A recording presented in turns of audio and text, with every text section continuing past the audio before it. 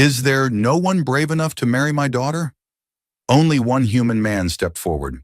The Grand Assembly on Station Unity had been droning on for approximately 4 hours, which meant Damian Cross had mentally checked out around hour 2.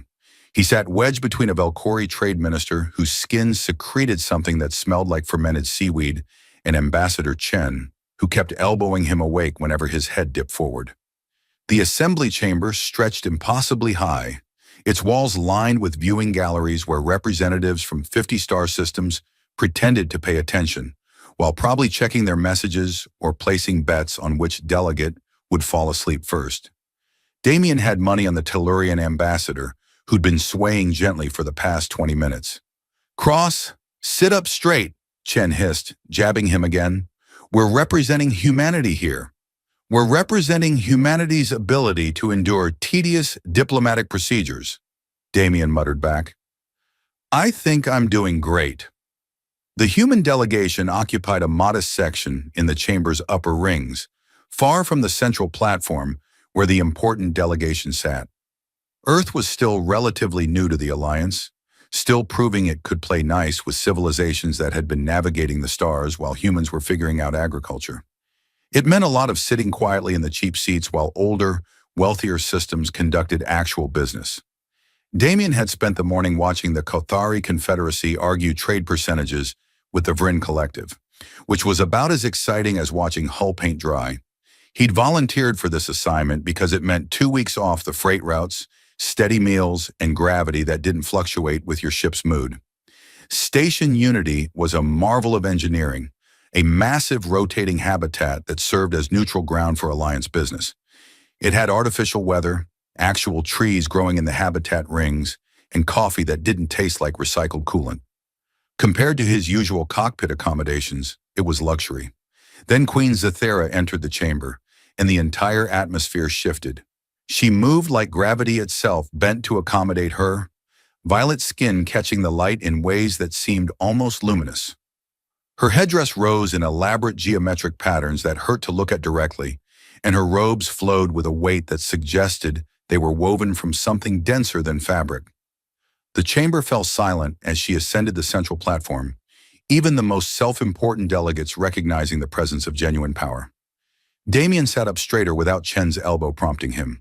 The Queen surveyed the assembled representatives with an expression that mixed authority with something else, something that looked almost like desperation carefully masked behind royal composure. When she spoke, her voice carried through the chamber without amplification, resonating in frequencies that made his chest vibrate. "Honored delegates of the Alliance," she began, "I come before you today not on matters of trade or territory, but on a matter deeply personal to my house." She paused, and in that pause, Damien swore he could hear 1,000 unspoken stories. "My daughter, Princess Vera, requires a consort." The chamber erupted in whispers. Even Chen leaned forward, suddenly interested. A hologram materialized beside the Queen, and Damien's breath caught. The princess was stunning in a way that transcended simple beauty.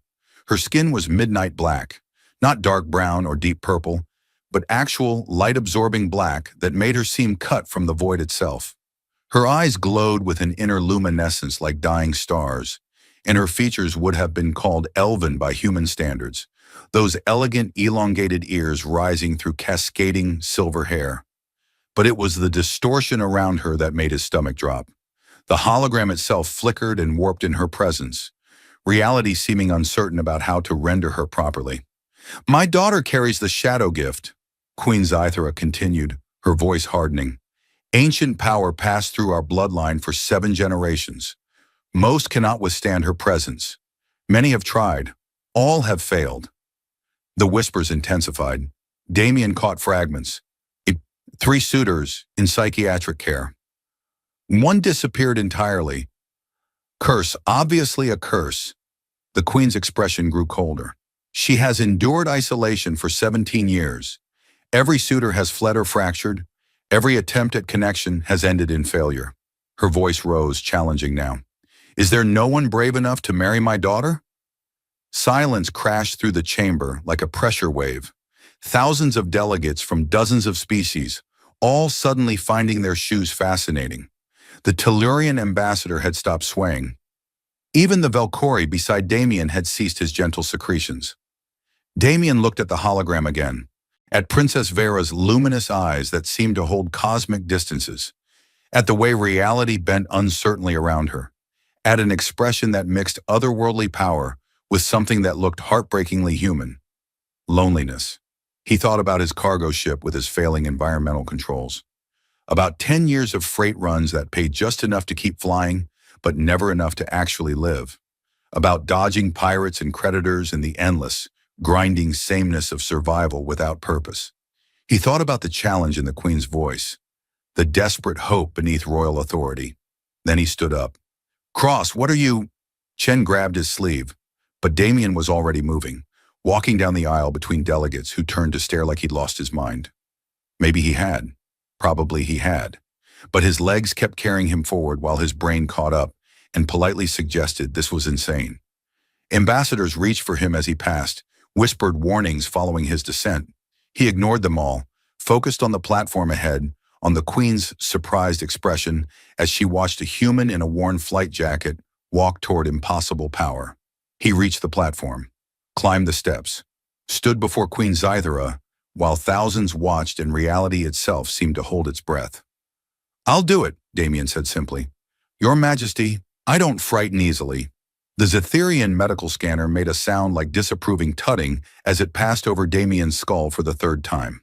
The technician, a young Zytherian with violet skin so pale it was almost lavender, frowned at her display and made notes with increasing concern. "Is there a problem?" Damien asked from the examination table.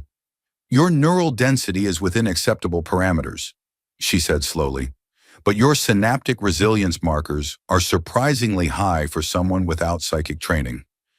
Have you experienced significant temporal displacement? Prolonged exposure to exotic matter? I've done a lot of wormhole jumps. Does that count?" She made another note. "That would explain the spatial adaptation indices. Your brain has learned to process non-Euclidean geometry as normal sensory input. Fascinating. Most humans require extensive conditioning for that. I just call it not vomiting during jump space." The medical examination was day 2 of what Ambassador Chen kept calling the worst diplomatic decision in human history. Day 1 had been paperwork, endless forms in 3 languages asking questions like, "Do you consent to potential reality fragmentation?" And in the event of temporal displacement, who should we notify? Damien had signed everything while Chen alternated between angry lectures and resigned silence. The human delegation had relocated him to private quarters, partly for security and partly because nobody wanted to be nearby when he inevitably catastrophically failed. His new rooms overlooked one of Station Unity's habitat rings, where actual weather patterns moved through artificial skies. It was beautiful and isolating, which he suspected was the point. "The scan results will be forwarded to the royal physicians," the technician said, powering down her equipment. "They'll assess your compatibility with the shadow gift, though I should mention," she hesitated, "the last compatibility assessment predicted an 87% chance of psychological fracture within the first hour of contact." What happened? Psychological fracture within 43 minutes. So he beat the odds. Glass half full. She didn't smile. "He's still in reconstructive therapy. They're hoping he'll remember his own name by next year." After the medical examination came what the Zytherians called cultural orientation, which mostly involved a nervous protocol officer named Torves explaining all the ways Damien could accidentally give offense or trigger an interstellar incident. Apparently, the princess's isolation wasn't just about protecting suitors. It was about protecting everyone. The shadow gift didn't discriminate. Get too close without proper preparation, and reality started coming apart at the seams. "The last suitor lasted 4 hours, Torves said, wringing his hands as they walked through Station Unity's diplomatic sector. A Kethrax warrior with extensive mental conditioning. He fled the station screaming about the void between moments." Sounds dramatic. "He was found trying to climb into an airlock without a suit. Said the vacuum would be quieter than her presence." Torves glanced at Damien nervously. Before him was a Vryn scholar who lasted 6 hours. He developed a stutter that exists outside normal time.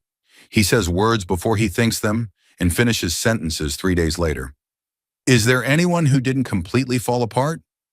Prince Kairos, her brother, can tolerate her presence for brief periods, but his family shares some resistance through bloodline. And Queen Zythera, of course, though even she limits direct contact to necessary occasions. Torves stopped walking, turned to face Damien directly. Captain Cross, I mean no offense, but you're a cargo pilot. No psychic training, no noble bloodline, no enhanced conditioning. What makes you think you can survive what breaks trained warriors and scholars? Damien shrugged. Stubbornness, mostly. Also, I've spent 10 years in situations that should have killed me and somehow keep not dying. Figure I'll just keep that trend going. That's not a strategy. It's worked so far. On day 3, they took him to the edge of the isolation wing. Not inside, just close enough to feel the effect of proximity to the shadow gift. The corridor changed as they approached, lighting taking on twilight qualities, shadows falling in directions that didn't match their sources. Sound became muffled, like walking through deep water. Damien felt it before they reached the boundary markers, a pressure against his consciousness, reality becoming negotiable around the edges of perception. For a moment, he saw the corridor from multiple angles simultaneously, experienced walking forward while also standing still, while also having already passed through. His stomach lurched with the same nausea he got during rough jump transitions. Then his brain did what it always did in wormhole space. Stopped trying to make linear sense of things and just accepted the impossible as temporary conditions to work through. We're still 30 meters from her quarters, Torves whispered. This is just ambient effect. Most people turn back here.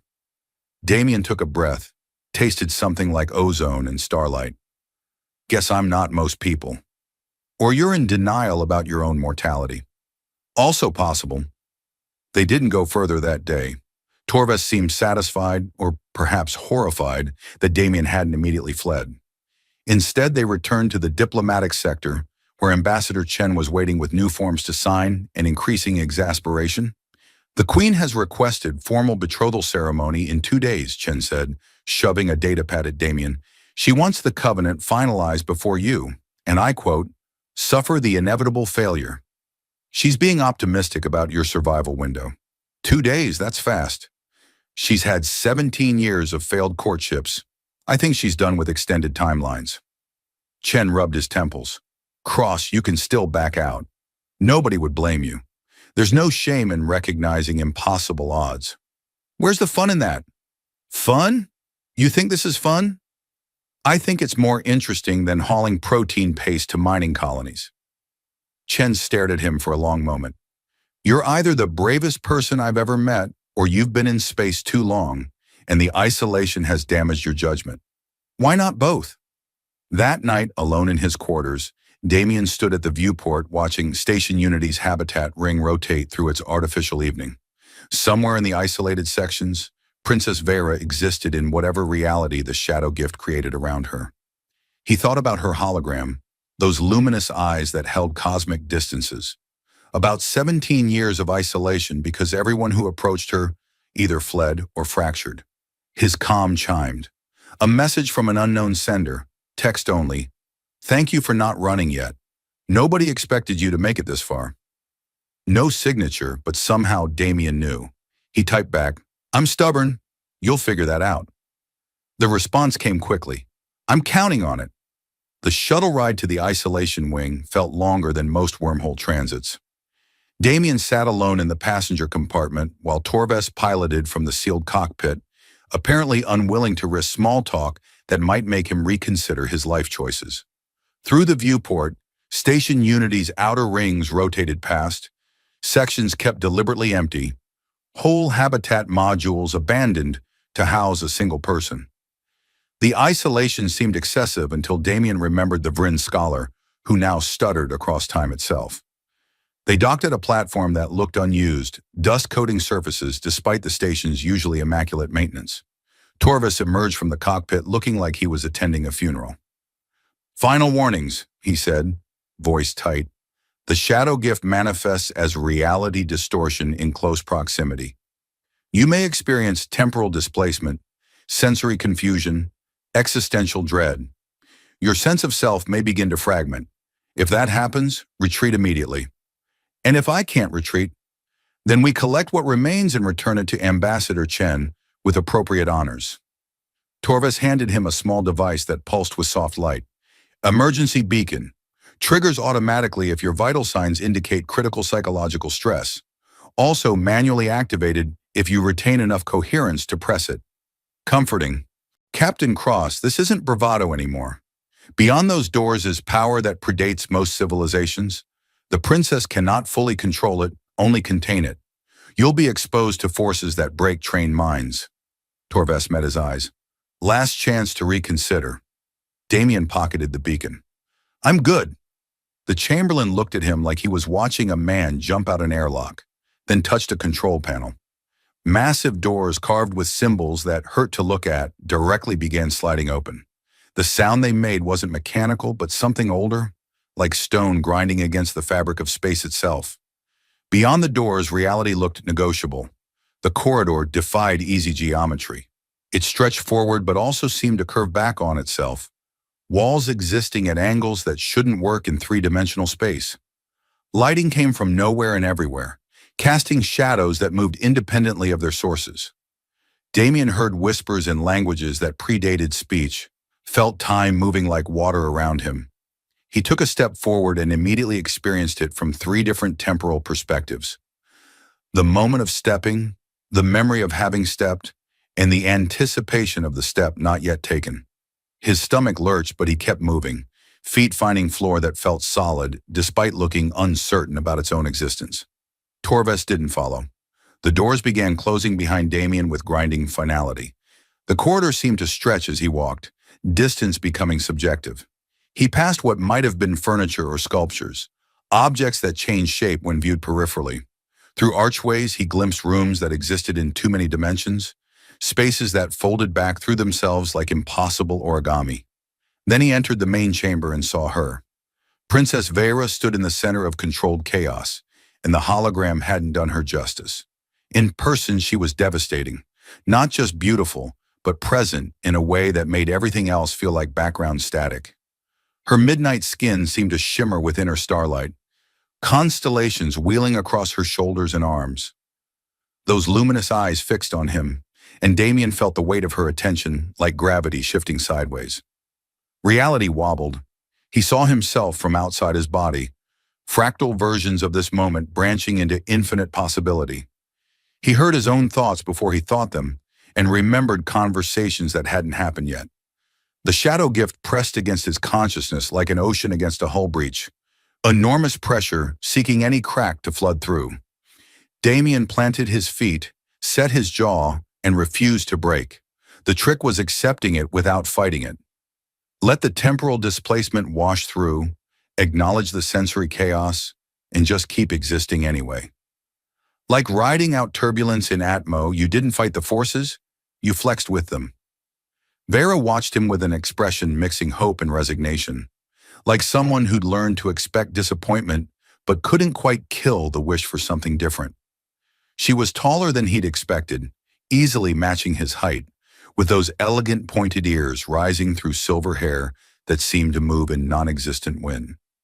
So, Damien said, voice sounding strange in the reality-warped space, I'm told you're difficult to date. I once navigated a blind jump through a collapsing wormhole. I think we'll manage. She didn't respond immediately, studying him with those luminous eyes that seemed to look through him rather than at him. Silence stretched while reality continued doing strange things around them, shadows moving backward through time, sounds arriving before their causes. You're either remarkably brave, she finally said, voice carrying harmonics that resonated in his chest, or you've sustained severe head trauma. The medical scans came back mostly negative on that second one. A ghost of a smile touched her lips. Mostly? There was an incident with a plasma conduit. They said some scarring was inevitable. She circled him slowly, and Damien fought the urge to turn with her, keeping still as she examined him like he was a puzzle.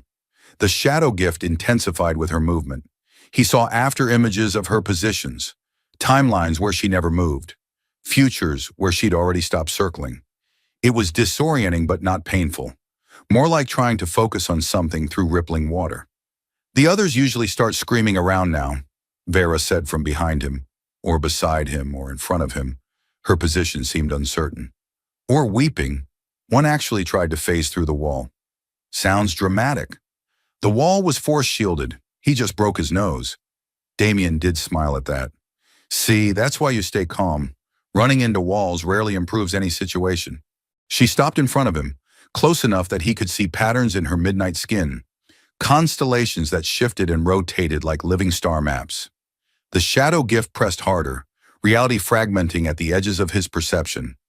He saw the chamber from 1,000 angles, experienced this moment across dozens of timelines, felt his sense of self spreading thin across too many possibilities. He gritted his teeth and held on, stubborn. "Why did you volunteer?" Vera asked, luminous eyes searching his face. "What could you possibly gain from binding yourself to someone whose very existence might unravel yours?" It was a fair question, deserved an honest answer. Damien met her unsettling gaze directly and said, "I'm tired of running cargo between backwater colonies. Tired of surviving without living. Your mother issued a challenge, nobody moved, and I thought, here's someone isolated because of something she can't control while everyone treats her like a disaster waiting to happen." He paused, reality stabilizing slightly between them. "I know what it's like when people only see the danger, never the person." Vera's luminous eyes widened, their glow intensifying for a moment. Reality around them rippled like a stone dropped in still water, and Damien experienced a strange doubled sensation. Standing in the chamber, while simultaneously floating in the void between stars, her surprise echoing through dimensions he didn't have names for. Then everything snapped back to something approaching normal, though normal felt like a generous term when shadows still moved backward and time felt like a suggestion rather than a rule. "You're either a skilled manipulator," Vera said quietly, voice carrying those strange harmonics, "or genuinely too stupid to be afraid. Third option, I'm exactly stupid enough to see this as an adventure instead of a suicide mission. It may be both. Most of my adventures are." She laughed, actually laughed, and the sound caused the chamber's impossible lighting to pulse in rhythm like a heartbeat. The shadow gift fluctuated with her emotion, reality becoming briefly more stable before fracturing again into comfortable chaos. "The suitors my mother brought before were princes, warriors, scholars," Vera said, circling him again, but closer now, examining him with scientific curiosity. "People who wanted alliance benefits or believed they could handle me, like I'm some dangerous pet to be mastered. You're a cargo pilot with debts and a death wish. Technically, it's more of a life wish. I just approach it unconventionally. By volunteering to marry someone who might accidentally disintegrate you? I've had worse first dates." She stopped directly in front of him, close enough that he could feel the shadow gift like static electricity against his skin. See the way starlight patterns moved across her midnight features. Her elegant ears twitched slightly, picking up sounds that probably existed in frequencies he couldn't hear. "Tell me about the worst one," she said. "What?" "Your worst date. I've spent 17 years isolated in these chambers. I've never had a date, worst or otherwise. Indulge my curiosity." Damien blinked, thrown by the sudden shift to mundane conversation, while reality continued doing acrobatics around them. "You want dating stories? Now? You're still standing, which means you're either extraordinarily compatible with the shadow gift or you're about to fragment spectacularly. Either way, I'd like to know something about you before one of those outcomes occurs." Fair point. Damien thought back through a decade of brief port stops and briefer connections. There was a mining engineer on Kepler Station. Seemed nice. Laughed at my jokes. Agreed to dinner. Halfway through the meal, her 3 ex-husbands showed up with a territorial dispute that somehow involved explosives. How did you survive? Hid in the kitchen freezer until station security arrived. Spent 2 hours surrounded by frozen protein paste while listening to explosions. Lost feeling in my toes for a week. Vera's smile was genuine now, transforming her alien features into something warm and almost human, despite the otherworldly elements. That does sound worse than potential reality disintegration. At least with you, The danger is straightforward. No surprise ex-husbands. None that I'm aware of, she agreed. Though given my isolation, it's theoretically possible I have suitors who fragmented so completely they forgot they were courting me. Dark humor, I like it. She extended one hand toward him, palm up, and offering an attest.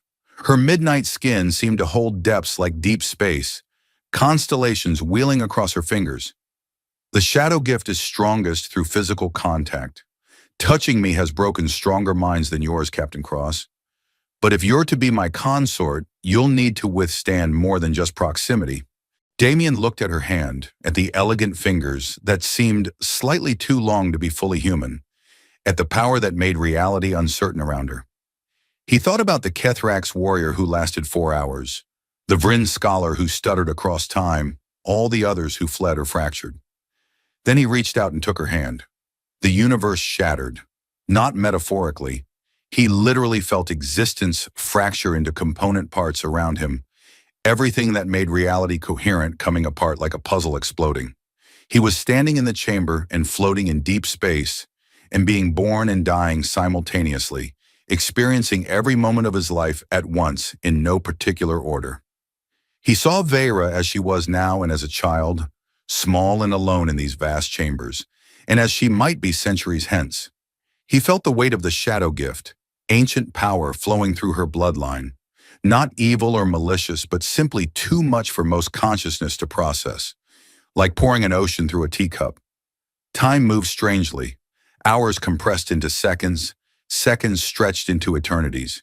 He watched civilizations rise and fall in heartbeats, felt the heat death of stars as gentle warmth.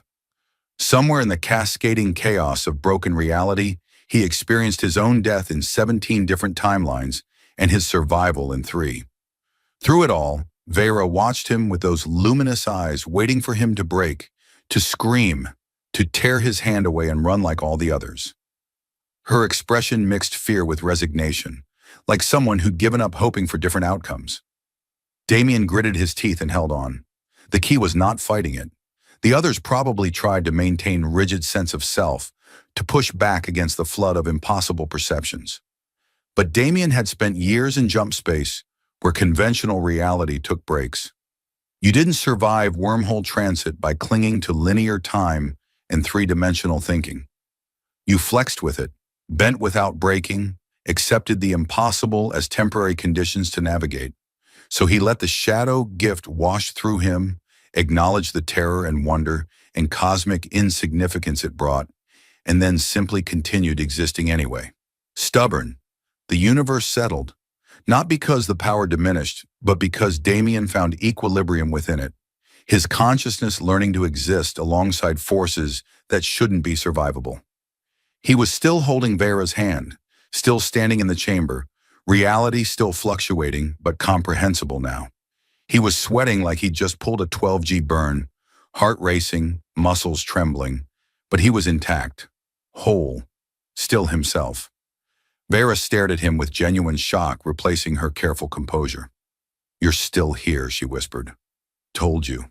Stubborn." Vera hadn't released his hand.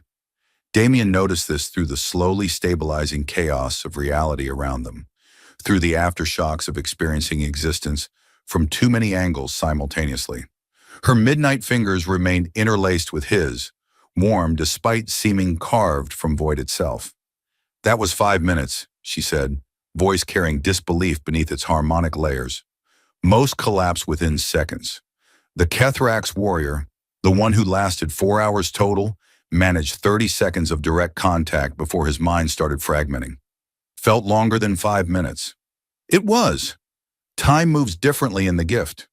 You experienced approximately 6 hours of temporal displacement compressed into 5 minutes of linear time." She studied their joined hands like they were an equation that didn't balance. "How are you doing this?" "Honestly, I'm terrified and my brain feels like it's leaking out my ears. But I've had similar sensations during bad jump transitions, so I'm just treating it like really aggressive turbulence." "You're comparing the shadow gift, power that predates most civilizations, to spacecraft turbulence? I'm comparing the experience of reality becoming negotiable to other times, reality became negotiable. Seems practical. She laughed again, that reality-bending sound, and squeezed his hand. The shadow gift pulsed between them, and Damien experienced another cascade of impossible perceptions. Vera as a child running through these chambers alone, Vera crying after another suitor fled screaming, Vera standing at viewports watching stars with an expression of profound loneliness. He squeezed back, anchoring himself in the physical sensation, and the vision stabilized. The others tried to resist, Vera said slowly, thinking aloud. They approached the gift like an enemy to be fought or endured. You're not fighting it at all. Fighting gravity wells doesn't work. You work with them, use their momentum. He managed a tired smile. Plus, fighting you seems counterproductive to the whole courtship thing. Most people don't think of it as courting me. They think of it as surviving me. Those people are idiots. Something shifted in her luminous eyes, vulnerability breaking through alien otherworldliness. She pulled her hand back slowly, and Damien felt the absence like pressure equalizing, reality settling into more conventional parameters. His head still spun with temporal echoes, but his sense of self remained intact. Walk with me, Vera said, turning toward one of the chamber's impossible archways. If you can manage it without collapsing. I've walked off worse. Worse than experiencing 6 hours of temporal displacement. Once did a supply run while recovering from Rigelian flu. Hallucinated the entire trip, still made delivery on time. She glanced back at him, amusement mixing with respect. You're either incredibly resilient or incredibly lucky. Can it be both? The chambers beyond the main room defied consistent geometry. They walked through spaces that folded back on themselves, rooms that existed at angles to each other that shouldn't work in 3 dimensions. Vera moved through it naturally, the shadow gift bending reality to accommodate her, while Damien followed and tried not to think too hard about the physics. I've lived here for 17 years, Vera said, as they walked through a gallery filled with what might have been art or might have been frozen moments of time, since the gift fully manifested. Before that, I had tutors, companions, something resembling normal childhood. Then puberty hit, and suddenly I was fragmenting reality just by existing near people. That must have been terrifying. It was lonely. My mother tried everything: psychic training, meditation disciplines, technology that could dampen the effect. Nothing worked. The gift isn't something separate from me that can be controlled. It's woven through my existence like your relationship with linear time. You can't turn off experiencing sequential moments. They entered a chamber with viewports overlooking Station Unity's outer sections, stars beyond rotating slowly through artificial night. Vera stood at the largest viewport, starlight reflecting in her luminous eyes. I've watched 53 suitors approach over the years, she said quietly. Princes seeking alliance, warriors seeking glory, scholars seeking to study me like a phenomenon. They all had reasons for coming, and they all had the same reason for leaving. I break things. Minds, reality, the carefully ordered universe people use to make sense of existence. Damien moved to stand beside her, keeping enough distance to be respectful while still being present. You're not a thing that breaks other things. You're a person with complicated circumstances. That's kind. That's accurate. There's a difference. She turned from the viewport to face him fully, and even exhausted from their earlier contact, Damien felt the weight of her attention. Why aren't you afraid of me? Everyone else is afraid. Even my brother, who loves me, approaches me with caution. Even my mother, who birthed me, limits our time together. But you volunteered to marry me after seeing a hologram and hearing rumors. It was the second time she'd asked some version of this question, and Damien suspected she'd keep asking until she believed the answer. He thought about it carefully, about how to explain something he barely understood himself. I've spent 10 years in space, he said finally, out on the frontier where regulations or suggestions and every system failure could kill you. You learn pretty quickly that the universe is vast and strange and mostly indifferent to whether you survive. You learn that the things that seem most dangerous aren't always the actual threats. He met her luminous gaze. Your power is obvious, right there in front of anyone who looks.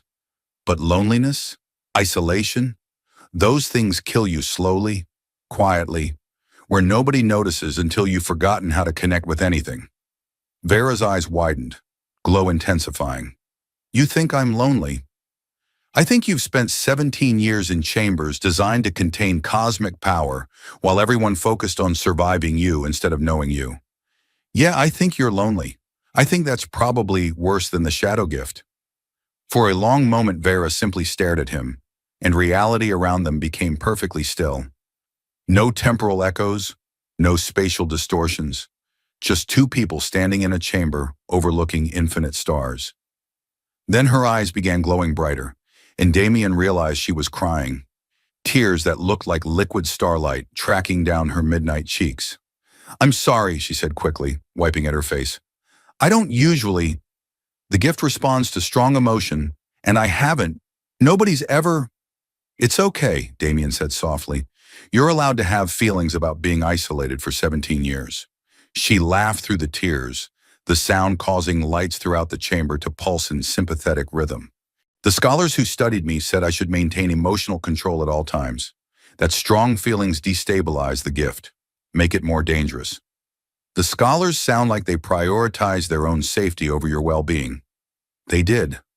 She took a shaky breath, and reality stabilized with the exhale. Everyone did. Even people who cared about me were afraid of me first. You're the first person who seems annoyed on my behalf rather than afraid for themselves. Well, someone should be. This whole situation is terrible. It's necessary. It's lonely, Damien corrected. There's a difference.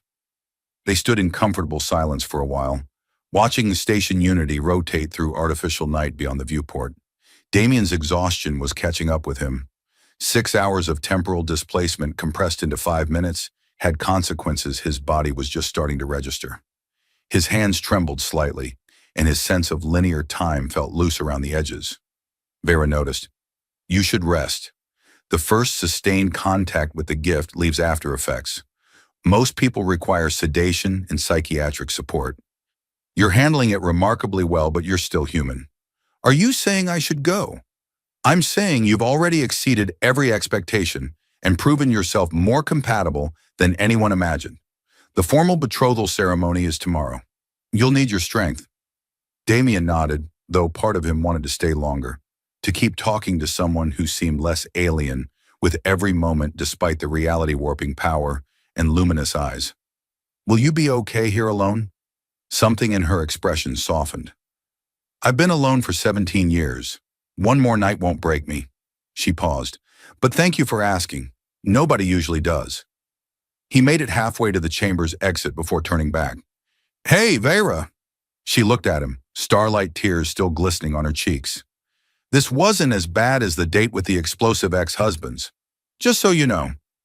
Her laugh followed him all the way back through the impossible corridors. The betrothal ceremony happened the next day, with all the formal grandeur of alliance diplomacy, which meant excessive ritual and at least 3 translators arguing about proper phrasing. Damien stood on the central platform wearing formal attire that felt like wearing compressed starlight, while thousands of delegates watched with expressions ranging from curiosity to barely concealed horror. When Vera entered, the chamber held its collective breath. She wore ceremonial robes that seemed woven from twilight itself, her midnight skin adorned with luminous markings that pulsed with the shadow gift. Even contained for the ceremony, her presence made reality uncertain. Delegates reported seeing her from impossible angles, hearing her footsteps echo across time.